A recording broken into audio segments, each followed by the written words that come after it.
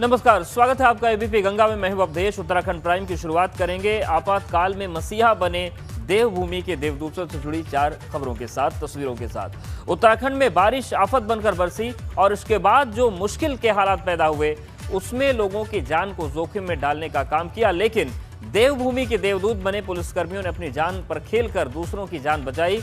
इन खबरों को हम आगे विस्तार से दिखाएंगे, हर एक तस्वीर आपसे साझा करेंगे, लेकिन उससे पहले एक बड़ी खबर उत्तरकाशी से आ रही है, वो आपको बता देते हैं।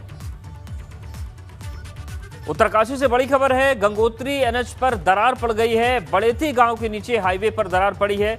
50 मीटर पुस्ते के अंदर ये दरार पड़ गई और दरार पड़ने से बस्तियों पर खतरा मंडरा रहा है। बीआरओ और राजस्व विभाग ने हालात का जायजा लिया है। तो बड़ी खबर उत्तरकाशी से है, जहां पर एनएच यानी कि नेशनल हाईवे में दरार पड़ी है। बड़ेथी गांव के नीचे हाईवे पर यह दरार आई है और 50 मीटर पुस्ते के अंदर दरार पड़ गई। दरार पड़ने से बस्तियों पर खतरा मंडराने लगा है। बीआरओ और राजस्व विभाग अब स्थितियों का जायजा ले रहे हैं। देखिए, एबीपी गंगा पर एक्सक्लूसिव तस्वीरें आपके सामने हैं। यही वो 50 मीटर का पुस्ता है जिसमें आधे में दरार आ गई है और बस्तियों पर भी खतरा मंडरा रहा है, क्योंकि हाईवे से एकदम सटी हुई ये बस्तियां हैं और यहाँ पर अगर भूस्खलन होता है तो बड़ा जान माल का नुकसान हो सकता है।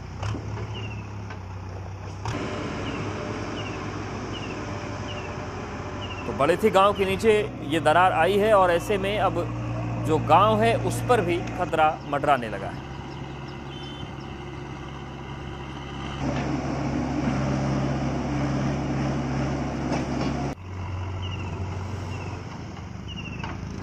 उत्तरकाशी की तस्वीर आपको हम दिखा रहे हैं, जहां पर बड़ेथी गांव के नीचे के हिस्से में जो पुस्ता बना हुआ है वहां पर लगभग 50 मीटर के दायरे में दरार आई है और ऐसे में अब ये भी आशंकाएं बढ़ गई हैं कि कहीं दरार बढ़ती है, भूस्खलन होता है तो जो बस्तियां हैं, जो घर हैं, उनका भी नुकसान ना हो जाए।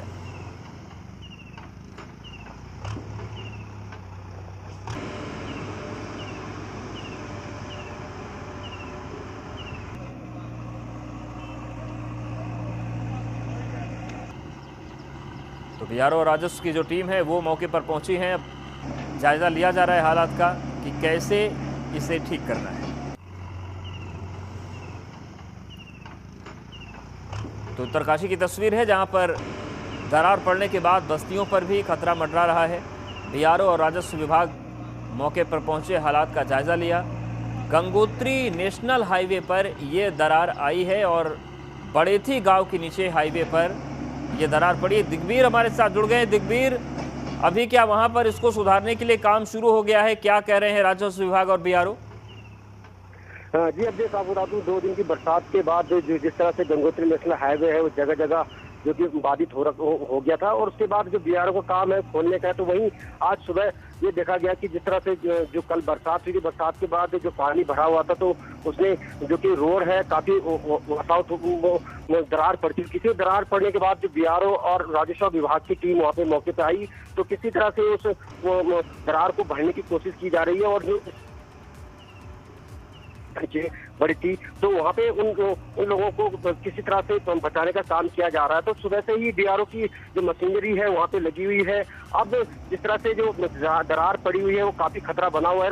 जो ग्रामीण है, जो बस्ती के लोग हैं, उनका जो कहना यह है कि किसी तरह से जो ये पैच है, जिस तरह से दरार पड़ी है, हमारी बस्ती को खतरा है। तो कहीं ना कहीं जो बीआरओ है उनको उस पैच को बचाने की कोशिश कर रहा है। तो कहीं ना कहीं काफी बड़ा पुस्ता है। पुस्ता अगर एक बार आज भी अगर रात को बरसात होती है या कल बरसात होती है तो कहीं ना कहीं काफी बड़ा खतरा बस्ती को हो सकता है। शुक्रिया दिग्वीर जानकारी के लिए, अपडेट्स के लिए।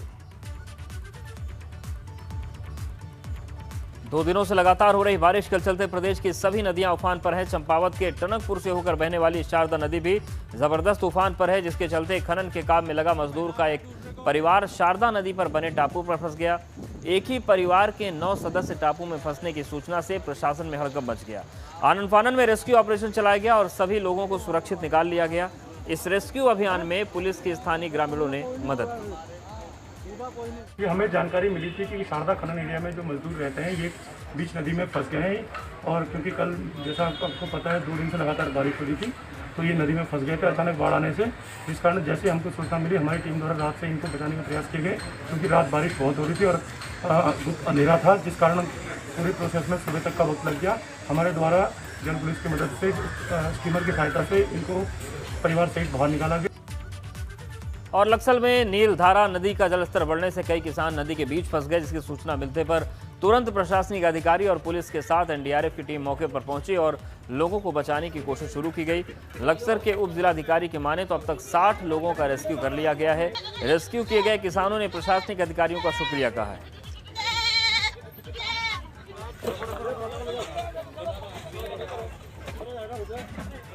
तो अब तक कुल 60 किसानों का रेस्क्यू हो चुका है। लक्सर की तस्वीर है जहां पर नीलधारा नदी का जलस्तर बढ़ने से ये किसान टापू में फंस गए थे और उनका रेस्क्यू ऑपरेशन इस वक्त चल रहा है।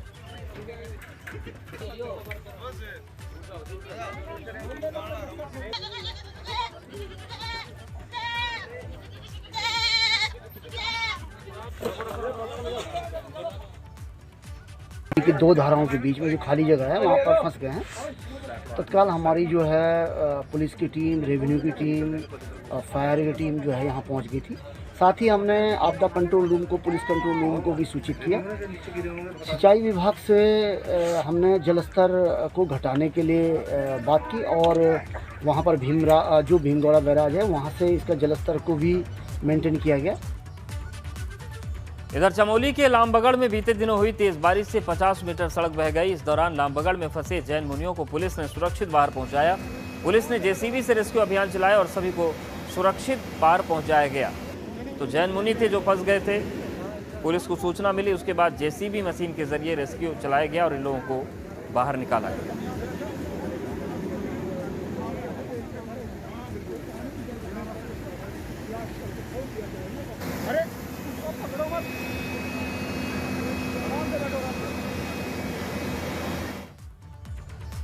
और जोशीमठ की बात करें तो लामबगड़ में 4 लोग नदी के उफान में फंसे हैं। एसडीआरएफ के जवानों ने ऑपरेशन शुरू किया और भारी बारिश से नदी में उफान आ गया। रस्सी के सहारे इन लोगों को जवानों ने नदी से पार करवाया और इनकी जान बचाई।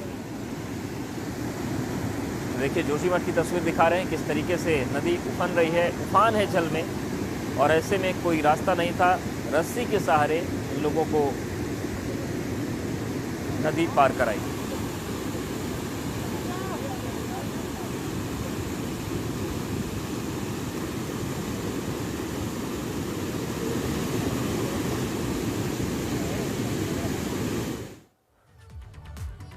वहीं जोशीमठ में तपोवन टनल के पास एक झूला पुल बह गया। भंग्यूल गांव को जोड़ने वाला ये पुल था, धौली गंगा में बह गया। पीडब्ल्यूडी ने 2 महीने पहले ही पुल बनाया था।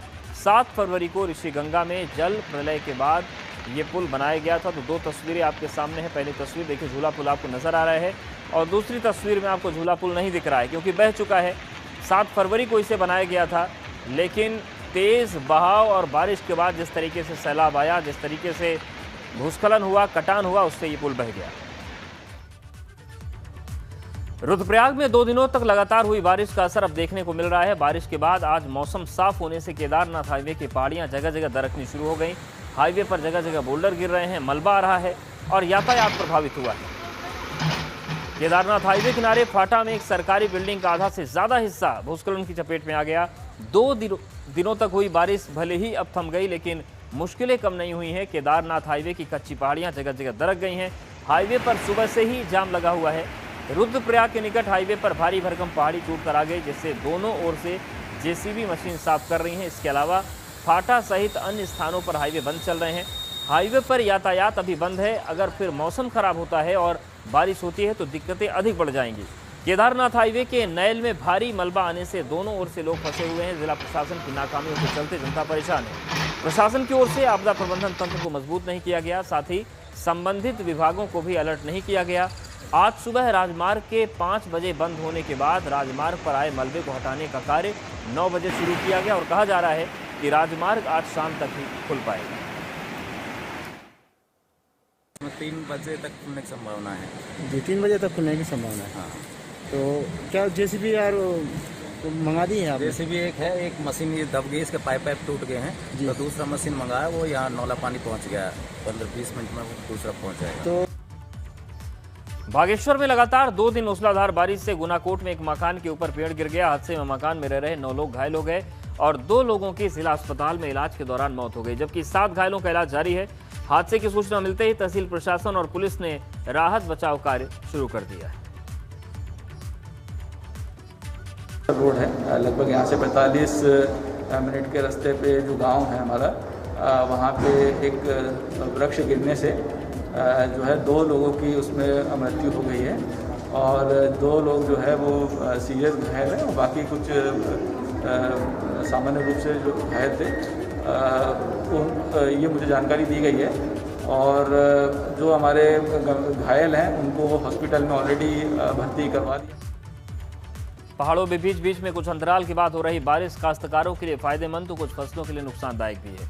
मुख्य कृषि अधिकारी हेमंत चौधरी ने बताया कि रबी की बुआई का कार्यक्रम चल रहा है। यह बारिश किसानों के लिए लाभदायक होगी। इसके पर्याप्त मात्रा में मॉइस्चर मिल जाएगा। जो फसलें बोई जाएंगी उसका जर्मिनेशन काफी अच्छा होगा। मुख्य उद्यान अधिकारी आर के वर्मा की माने तो बहुत लंबे समय के बाद बारिश हुई है। ये फायदेमंद साबित होगी, किसानों के लिए अच्छा रहेगा।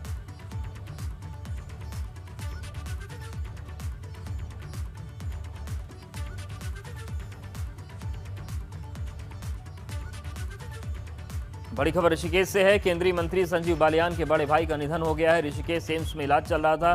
सीवियर कोविड निमोनिया से ग्रसित थे राहुल बालियान। 30 अप्रैल को ऋषिकेश एम्स में भर्ती करवाया गया था, लेकिन जान उनकी नहीं बचाई जा सकी। बड़ी खबर देहरादून से है। प्रशासनिक फेरबदल हुआ है। 2 आईएएस और 3 पीसीएस अधिकारियों को ट्रांसफर हुआ है। आईएएस आकांक्षा वर्मा को उधम सिंह नगर का डिप्टी कलेक्टर बनाया गया है। आकांक्षा वर्मा को काशीपुर आयुक्त का भी अतिरिक्त प्रभार मिला है और विशाल मिश्रा से काशीपुर आयुक्त का अतिरिक्त प्रभार लिया गया है। पीसीएस सीमा वर्मा अल्मोड़ा की डिप्टी कलेक्टर बनाई गई है। मुख्यमंत्री तीरथ सिंह रावत ने कोरोना मरीजों के लिए मेडिकल किट रवाना की। इस दौरान सीएम ने भरोसा दिलाया कि प्रदेश में कोरोना को काबू करने के लिए सरकार हर प्रयास कर रही है और किसी भी तरह की कोई कमी नहीं होने दी जाएगी। लगातार विभिन्न संस्थाओं के द्वारा ऑक्सीजन प्लांट और आपका वेंटिलेटर है, ये सारी चीज़ें आ ही रही हैं। और आज जैसे बताया हमारे डिक्शन की तरफ से भी ऑक्सीजन प्लांट एक को लगाना चाह रहे हैं और जल्दी से लगेगा। 50 लाख ऐसे उन्होंने स्वीकृत किया है और पहाड़ के लिए भी बहुत सारा कुछ कर रहे हैं, तो मैं इनका धन्यवाद करता हूं। सूबे के परिवहन मंत्री यशपाल आर्य ने एबीपी गंगा से बातचीत में कहा कि कोरोना को लेकर सरकार पूरी तरह गंभीर है और सरकार को चिंता भी है। यशपाल आर्य ने काशीपुर के राजकीय चिकित्सालय में कोविड सेंटर और ऑक्सीजन प्लांट के निरीक्षण और महुआ खेड़ागंज में वैक्सीनेशन सेंटर का उद्घाटन करते हुए ये बात कही। देखिए, सरकार पूरी तरह गंभीर भी है और चिंता भी है सरकार, और गंभीर भी है। आवश्यक जो भी कदम होंगे हम उठाएंगे। मैंने जैसा कहा कि हम सब ने मिलकर इस लड़ाई को लड़ना है और जीत हासिल करनी है। ये तभी हो पाएगा जब तक जन सहयोग बहुत आवश्यक है। वहीं कोटद्वार में 300 बेड के बेस अस्पताल को आधुनिक बनाने के लिए डॉक्टर हरक सिंह रावत ने 5 करोड़ रुपए दिए हैं और स्वास्थ्य सुविधाओं को बढ़ाने की कोशिश की। तो बेस अस्पताल को आधुनिक बनाने की कवायद है। 5 करोड़ रुपए हरक सिंह रावत ने दिए हैं, लेकिन सवाल यही है कि ये कवायद अगर पहले हो जाती तो शायद बहुतों की जान बचती। हालांकि इसी चीज को हरक सिंह रावत ने कहा था और उन्होंने अफसोस भी जताया था। कोटद्वार बेस चिकित्सालय को 300 बेड का चिकित्सालय के रूप में आधुनिक सुविधाओं के साथ संचालित करने के लिए इस कोविड महामारी में हमने महसूस किया 300 बेड पे ऑक्सीजन की व्यवस्था हो, जिसमें 10 आईसीयू पहले से हैं, 4 आईसीयू पहले से चल रहे थे, तो 14 आईसीयू हमारे 10 नए आईसीयू और 4 पुराने आईसीयू पहले से चल रहे थे। 250 KL का हमने एक जनरेटर केवल ऑक्सीजन प्लांट को चलाने के लिए इनको दिए हैं। आज विधानसभा में पेयजल मंत्री बिशन सिंह चुफाल ने पेयजल विभाग के अधिकारियों की बैठक लेते हुए निर्देश दिए कि कोरोना के साथ रोजगार को भी प्राथमिकता दी जाए, विभिन्न पेयजल परियोजना कार्य में तेजी लाएं और मजदूरों के भुगतान में विलंब न किया जाए। उन्होंने स्पष्ट कहा कि सभी काम धरातल पर दिखाई देने चाहिए। समीक्षा बैठक में सबसे पहले तो जो हमारी पेयजल है, पेयजल में इस समय लोगों को हमको स्वच्छ पानी देना है। बरसात शुरू होगी, सबसे पहले हमें जो टैंक है हमारे पहले उनमें सफाई करनी है। सफाई के चैम्बर है, चैम्बर को भी ठीक करना है। उसके साथ साथ फिल्टर जो खराब हो गया था, फिल्टर को भी ठीक करना है। उसमें हाइपो भी डालने हैं, लिक्विड जो करता है ब्लीचिंग पाउडर के स्थान पर, जिससे लोगों को जो पानी स्वच्छ पानी में जो कीटाणु है, कीटाणु मर जाए पानी के। मशहूर पर्यावरणविद और चिपको आंदोलन के प्रणेता रहे सुंदरलाल बहुगुणा का निधन हो गया। ऋषिकेश एम्स में शुक्रवार दोपहर करीब 12 बजे उन्होंने अंतिम सांस ली। सुंदरलाल बहुगुणा के निधन पर कई बड़ी हस्तियों ने शोक जताया और उनके परिवार के साथ ही चाहने वालों को ये दुख सहने की प्रार्थना की।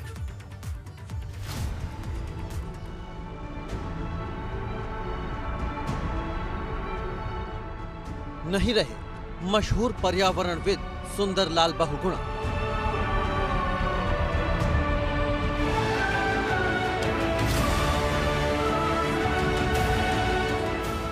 चिपको आंदोलन के प्रणेता का निधन।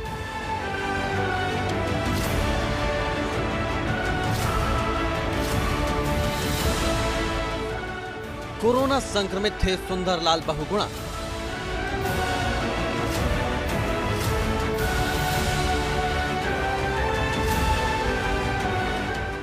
ऋषिकेश एम्स में ली ऋषिकेश एम्स में दोपहर करीब 12 बजे उन्होंने अंतिम सांस ली। 94 साल के सुंदरलाल बहुगुणा को 8 मई को ऋषिकेश एम्स में भर्ती कराया गया था, जहां डॉक्टरों की टीम लगातार उनके इलाज में जुटी हुई थी। डॉक्टरों की माने तो वो डायबिटीज के मरीज थे और उन्हें कोविड निमोनिया भी था।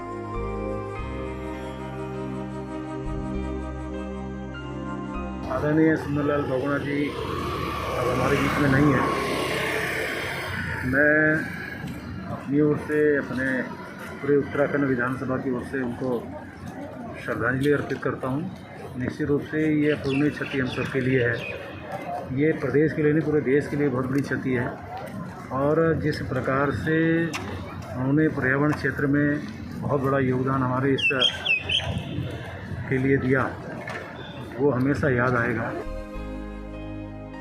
सुंदरलाल बहुगुणा का अंतिम संस्कार राजकीय सम्मान के साथ ऋषिकेश के पूर्णानंद घाट पर किया गया। सुंदरलाल बहुगुणा के निधन पर देश और प्रदेश में शोक की लहर दौड़ पड़ी।